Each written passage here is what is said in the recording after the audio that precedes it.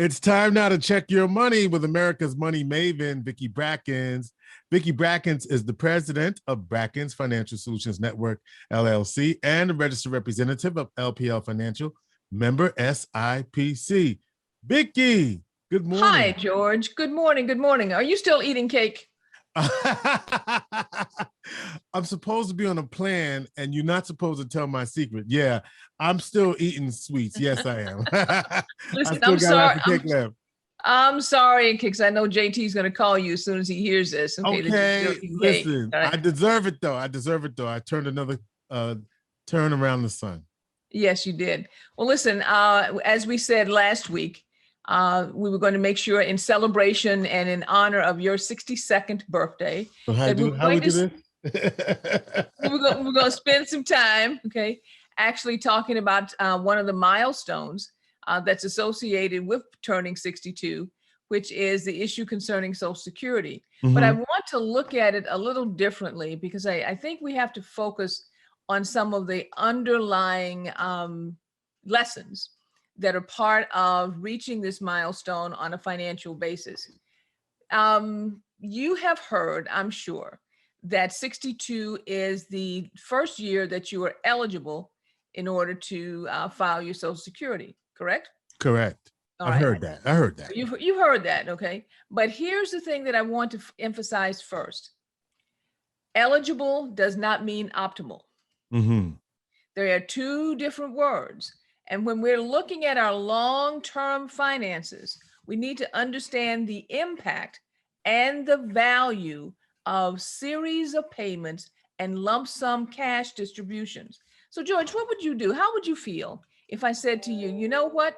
If you were able tomorrow to suddenly get another job on top of the one that you currently have, Yeah. it pays you roughly $1,800 to $2,200 a month, and you wouldn't have to do anything other than collect and wait for the check to show up.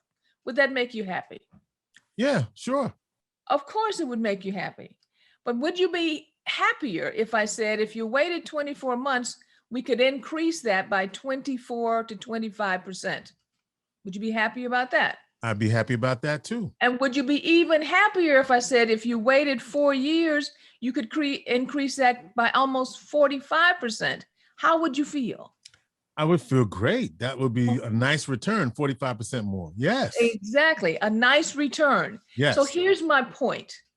We have those choices when we decide exactly what we're going to do and how we receive our Social Security payment, because there are 3 benchmark years that will cause either a decrease, depending on when you choose, or an increase in your long-term check, your long-term additional retirement plan, your long-term employment cash flow, if you choose wisely and if you understand the value of what those series of payments mean. So here's what I'm alluding to.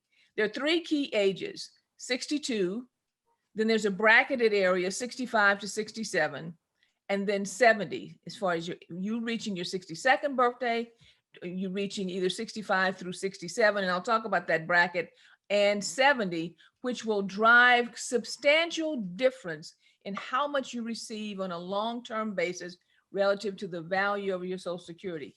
62 is what is called early retirement. Okay. Early collection. Retirement. Okay. You are collecting early. And for anybody who's out there who's worked in a regular job, who had to go through early retirement because of a layoff, you remember that early retirement caused a reduction in what you received long-term as far as your payout from your pension plan. No different with Social Security. You are going to take a reduced amount based on what your long-term account would have paid there as far as Social Security is concerned. The bracketed area, 65 to 67, we've got ingrained in our minds the area of 65 because that's what we've heard all our lives.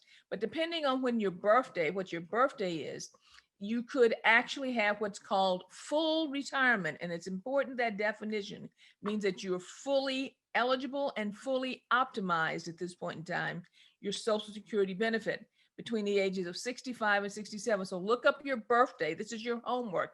Look up your birthday and go out and on the Social Security website, and they will tell you exactly what your full retirement age is. But over the years, it's been increasing in, over about 2 months per year, depending on the birth date, up to a maximum level of 67 for full retirement age. In fact, I think in 2022, it stops increasing. So everybody from that point in time should be at 67. But that means you get 100% of what you are eligible for. But I like bonuses. I like bonus payments. I like extra stuff. And if you should wait until 70 or any year after your full retirement age eligibility, there is a bonus calculation that moves your payment up beyond what your full retirement age is. And extra money, when you're talking about retirement, can always be a good thing. If you were married, though, here's critical information. If you choose to go early at full retirement or at the bonus area above age of your full retirement, your spouse is also impacted at the same time. So this is not really a singular decision. This should be a joint decision.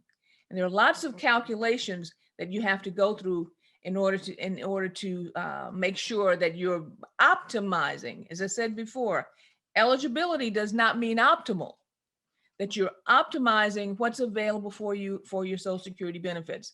Now, there's a lot of information here, and I want everybody, those of you who may be watching this on video, to understand that if you click the link below right now, click the link below. We have a guide already set up for the 4 critical Social Security facts that retirees need to know.